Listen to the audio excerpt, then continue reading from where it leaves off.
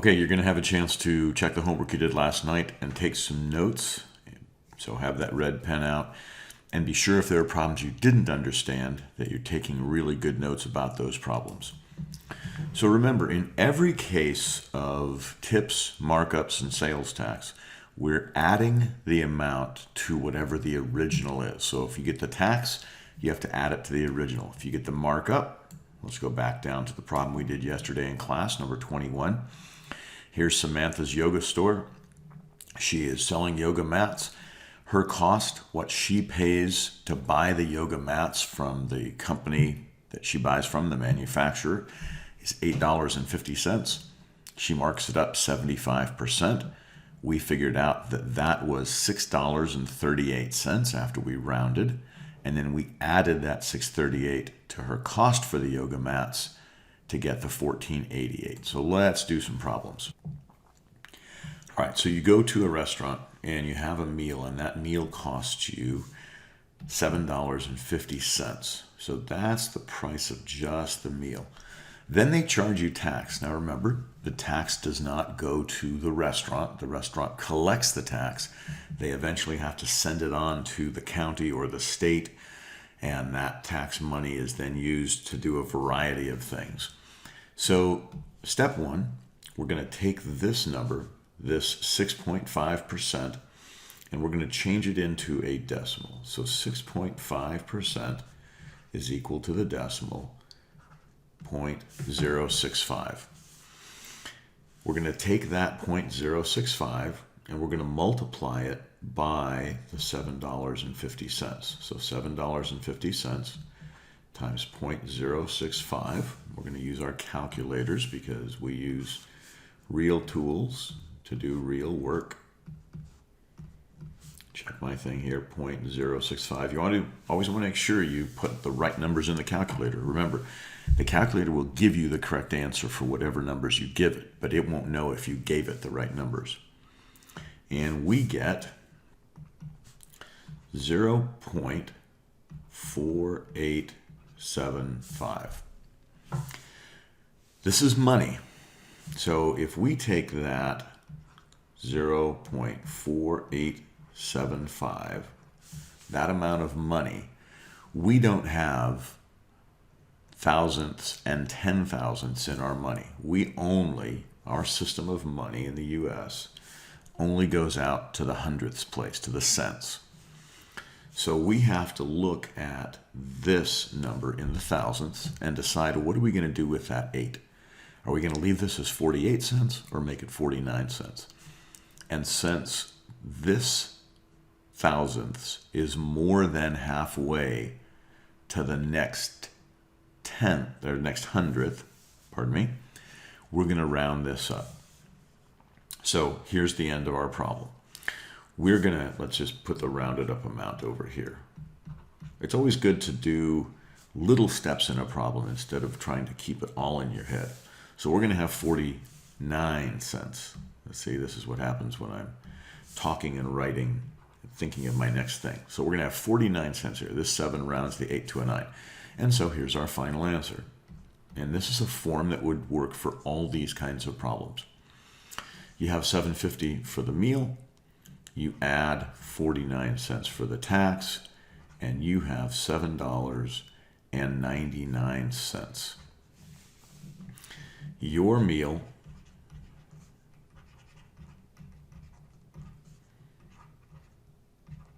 cost $7.99. You don't get to choose not to pay the tax. If it was a tip question, you could choose not to pay the tip. That's what we're going to see in 19. But when it's a tax question, you don't get to choose not to pay tax. Okay, here's a place where you can pause the video if you need to. If you realize, oh, okay, I did the next couple problems wrong, but I know what I'm doing now. Pause the video, redo a couple of those problems. Give yourself the chance to prove to yourself that you know how to do this. Okay, the next problem is going to have the exact same format. We're going to start by taking this tip, this 15%, and we're going to change it into a decimal. Then we're going to take that decimal and we're going to multiply it by the cost of the pizza. So the pizza was 39. Delivery guy shows up and you say, man, thanks for getting it here. It's hot. It looks delicious. I'm going to give you a tip of 15%. So how much is 15% of 39? That's really what you're asking. What is 15? I'm going to write that right here. Here's what you're really asking. What is 15% of 39? And if you think of it that way, you did this work way back in the first lesson of this chapter and the second lesson of this chapter. Now we're just applying it to some real world situations because yes, people order pizza, and yes, pizza drivers really appreciate if they get a tip, and they might bring the pizza even faster next time if they know that you're a guy who appreciates their service and you're willing to give them a tip. All right, let's bust out our calculator. 39 times 0.15, 585. That is the amount of just the tip. And so to figure out the total, $39 plus 585, that's the 39 for the pizza itself. And we've got $44.85.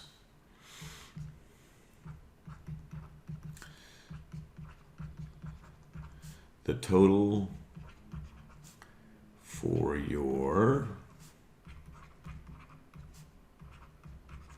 pizza dinner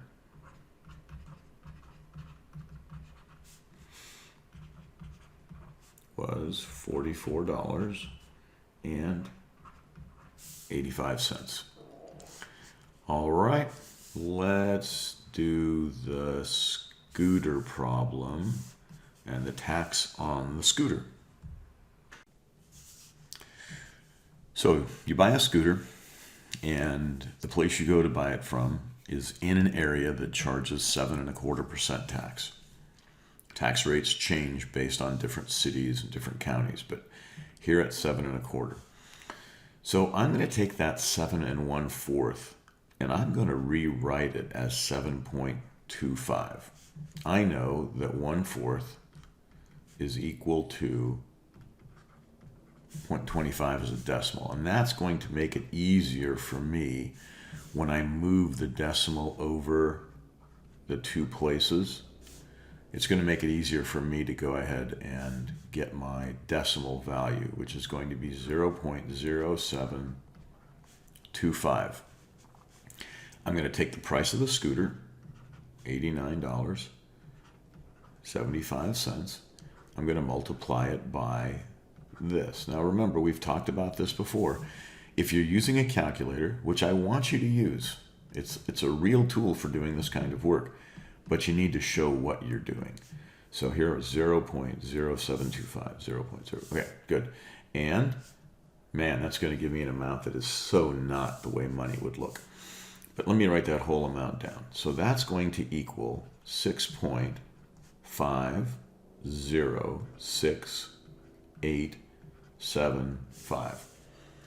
I actually know that I only need to go out to that 6. I don't even have to think about any of that.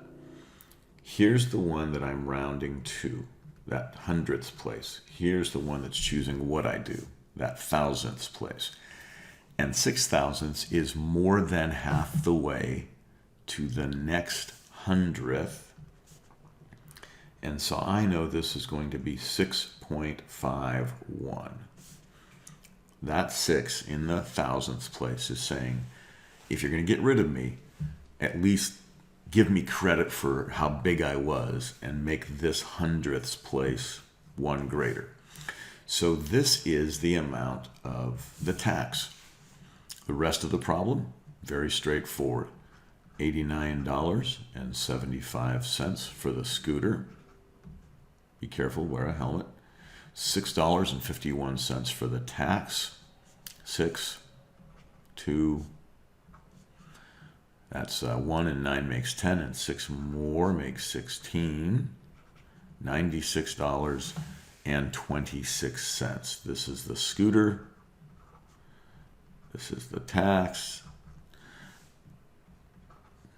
This is what's going on your credit card. So the scooter cost $96.26. Now you might say, well, wait, the scooter cost $89.75. Well, that's what it is in the store, but you can't get the scooter for that. You have to pay the tax. You can't tell the person at the cash register, yeah, you know, I'm not paying tax today. They'll say, great, put the scooter back over there. All right, number 22, inductive reasoning.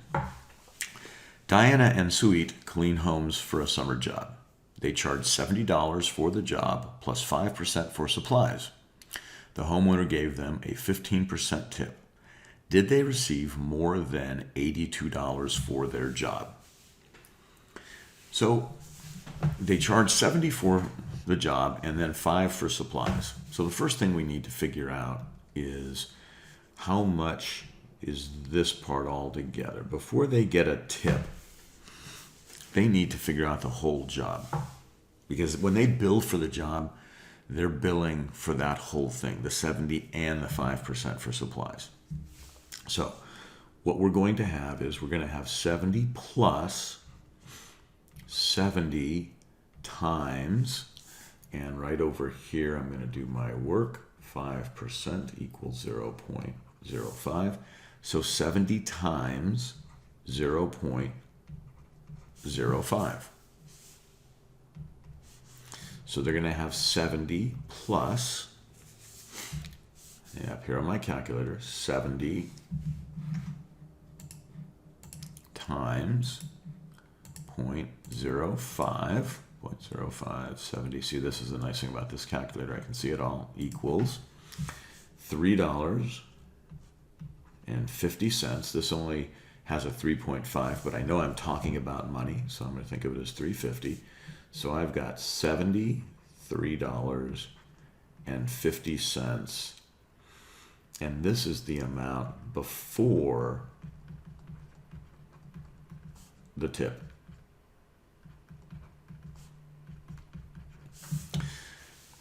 Then I'm going to take that $73.50 and I'm going to multiply it by the 15% tip, because if I have 15%, that is equal to 0.15. So go back to my calculator, $73.50 times the 15% tip, 0.15, is equal to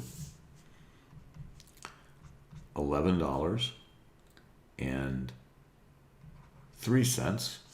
Here I've got 11.025. That 5 right there in the thousands is telling me, when you turn this into money, which only goes to the hundredths place, right where that 2 is, I was halfway there. Show the power I had. Make that 2 into a 3.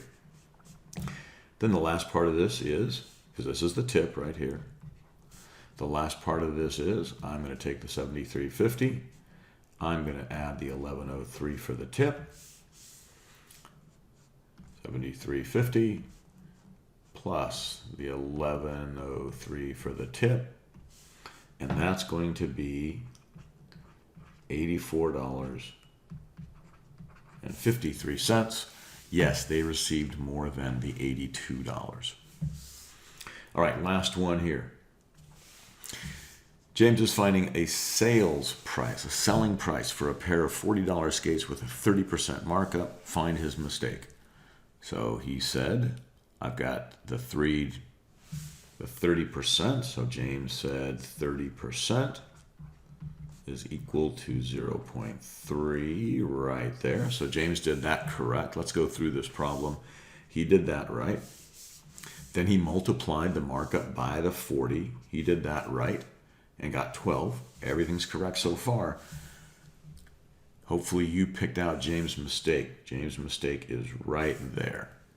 Markup doesn't decrease the amount of an item. Markup increases the amount of the item. This should have been 52. James, what he should have done, if you were talking to James, you'd say, if you were the guy helping James run his business, you'd say, hey, James, You don't want to mark the skates down. You want to mark them up. You should have them up on that. The price on those skates should be $52. So the mistake that James made, James subtracted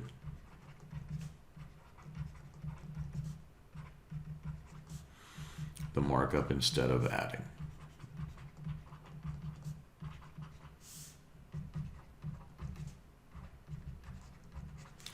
Instead of adding it.